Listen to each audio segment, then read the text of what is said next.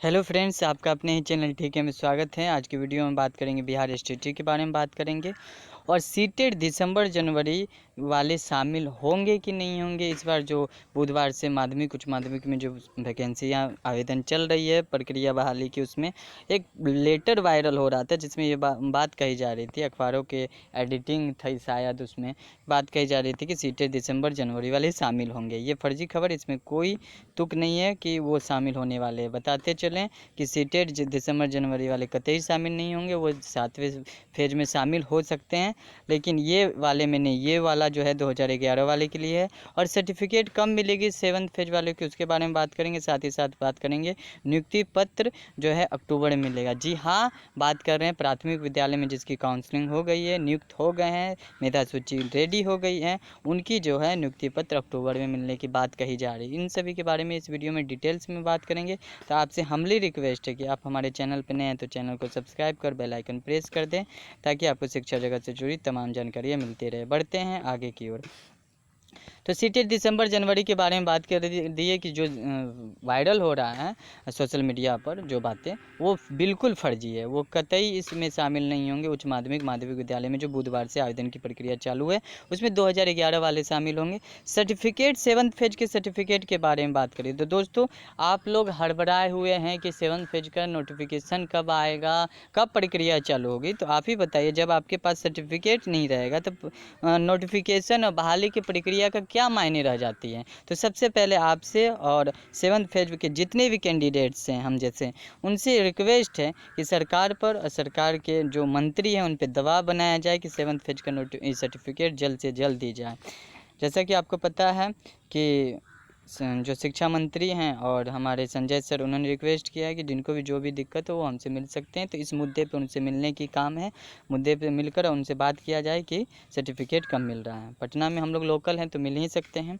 नियुक्ति पत्र अक्टूबर में, इसके बाद भी करेंगे। तो बढ़ते हैं, सीधे रुक करते हैं आज के तमाम अखबारों में क्या कुछ है। अपर मुख्य सचिव जो शिक्षा विभाग के संजय सर, उन्होंने क्या बयान जारी किया है, इन सभी के बारे में जानेंगे इस वीडियो में आगे।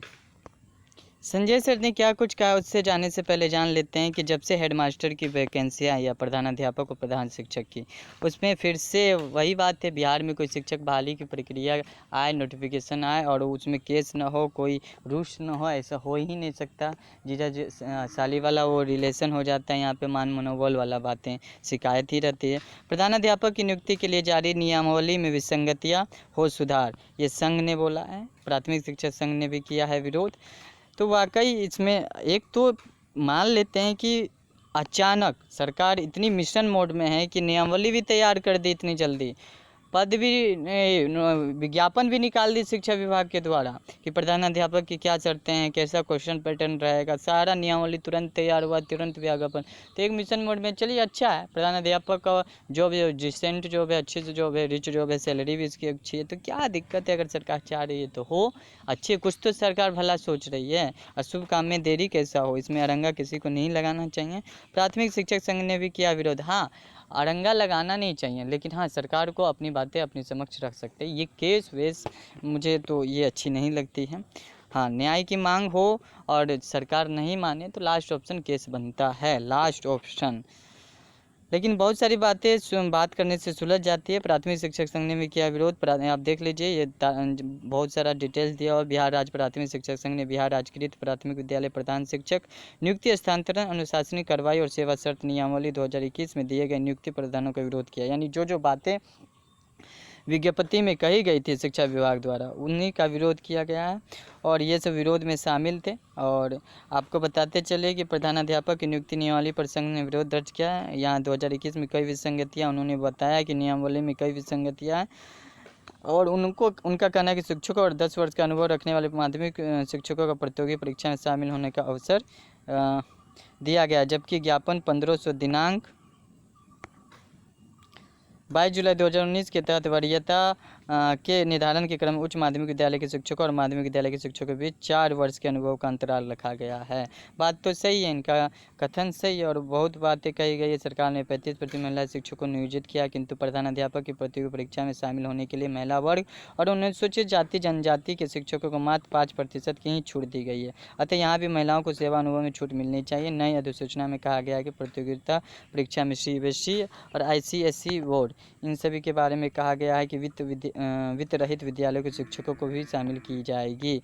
तो इन सभी बातों से कुछ बातें उनको अच्छी लगी है, संघ वाले को, जो शिक्षक संघ है, कुछ बातें इनको अच्छी नहीं लगी है, तो उनके बारे में ये विरोध कर रहे हैं। बात हो रहा है कि चुनाव का इस प्रक्रिया पर कोई असर नहीं होगा। जी हाँ, इस मात्र एक लाइन से, ये हमारे शिक्षा विभाग के अपर सचिव का संजय सर का बयान है कि पंचायत चुनाव का इस प्रक्रिया पर कोई असर नहीं होगा। इस बयान से 3 लोगों को फ़ायदा है, जिसकी काउंसलिंग हो गई है उसकी भी, जिसकी काउंसलिंग हो रही है उसकी भी, और जो सेलेक्ट हो गए नियुक्ति प्रक्रिया उनकी भी। और ये जो बुधवार को जो छठे चरण की प्रक्रिया चालू हो रही है, बुधवार को जो माध्यमिक उच्च माध्यमिक की प्रक्रिया चालू हो रही है छठे चरण की, जिसमें 2011 वाले शामिल हैं, इसके लिए भी ये अच्छी खबर है। ये एक लाइन कि पंचायत चुनाव का डेट घोषित हो गया, तमाम डेट नवंबर तक है, लेकिन इस पर कोई असर नहीं होगा। ये बहुत अच्छी बात है, नहीं तो पता चलता है 3-4 महीना और डिले हो गया, मार्च 2022 के जून चला जाता, जा भी सकता है अगर ये पंचायत के कारण रुकता तो। लेकिन संजय सर ने इत्मीनान दे दिया, सुखद खबर है।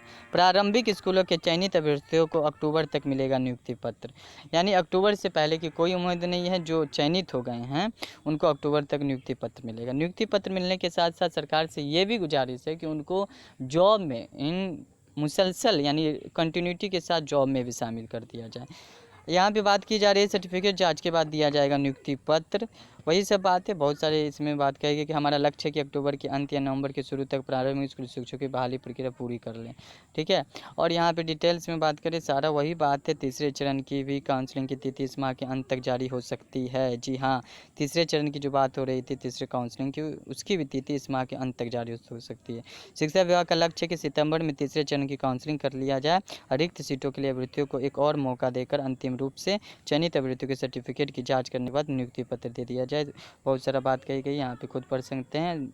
जो संजय सर हैं उन्होंने कहा कि शिक्षक की बहाली प्रक्रिया पहले से चल रही, इसलिए पंचायत चुनाव के कारण महिला प्रभावित नहीं होगी, बहाली प्रभावित नहीं होगी। चुनाव आचार संहिता के अनुसार नई नियुक्ति की प्रक्रिया शुरू नहीं की सकती है। प्रारंभिक स्कूलों में 90,762 शिक्षकों की बहाली के लिए 2 चरणों की काउंसलिंग हो चुकी है और तीसरे चरण की काउंसलिंग की डेट भी जल्द घोषित होगा। और हमारे जो शिक्षा मंत्री हैं उनका कहना है कि हमारा लक्ष्य है कि अक्टूबर के अंत या नवंबर के शुरू तक प्रारंभिक स्कूलों के शिक्षकों की बहाली प्रक्रिया पूरी कर ले। इसके लिए एक विभाग की पूरी तैयारी है। 2 चरणों के अधिकांश नियोजन इकाइयों की काउंसलिंग पूरी हो चुकी है। काउंसलिंग पूरी पारदर्शिता के साथ कराई गई है। और ये बोल रहे हैं कि काउंसलिंग की वीडियो फुटेज भी उपलब्ध है। चयनित अभ्यर्थियों की सर्टिफिकेट जांच के बाद नियुक्ति पत्र दे दी जाएगी। और नियुक्ति पत्र देने की बात कर रही है वो अक्टूबर में के अंत तक, नवंबर की शुरुआत तक आपको नियुक्ति पत्र मिल जाएगी। तो अच्छी खबर है ये, कोई ज़्यादा डिसअपॉइंटेड वाली खबर नहीं है, बहुत अच्छी खबर है। और आपको बताते चले कि तीसरी काउंसलिंग की डेट भी इसी महीना में घोषित होगी। बहुत सारे अभ्यर्थी इसका भी इंतजार कर रहे थे, तो आपका इंतजार खत्म हुआ। यहाँ पे सारा वही बात बोला गया जो अभी हमने पढ़ के सुनाया। और यहाँ भी देख सकते हैं अपर मुख्य सचिव ने कहा पंचायत चुनाव का बहाली प्रक्रिया पर कोई असर नहीं होगा और अभ्यर्थियों को नियुक्ति पत्र मिलने की संभावना नहीं। चयनित अभ्यर्थियों को जो प्रारंभिक स्कूल में है अक्टूबर से पहले उनको नियुक्ति पत्र मिलने की संभावना ही नहीं है। तो अक्टूबर लास्ट और नवंबर शुरू में उनको नियुक्ति पत्र मिल सकती है। तो आज के लिए इतना ही, मिलते हैं नेक्स्ट वीडियो में नेक्स्ट अपडेट्स के साथ। तब तक के लिए धन्यवाद, वीडियो में बने रहने के लिए धन्यवाद। अगर आप हमारे चैनल पर नए विजिटर हैं तो आपसे नम्र निवेदन है कि आप हमारे चैनल को सब्सक्राइब कर बेल आइकन प्रेस कर दें।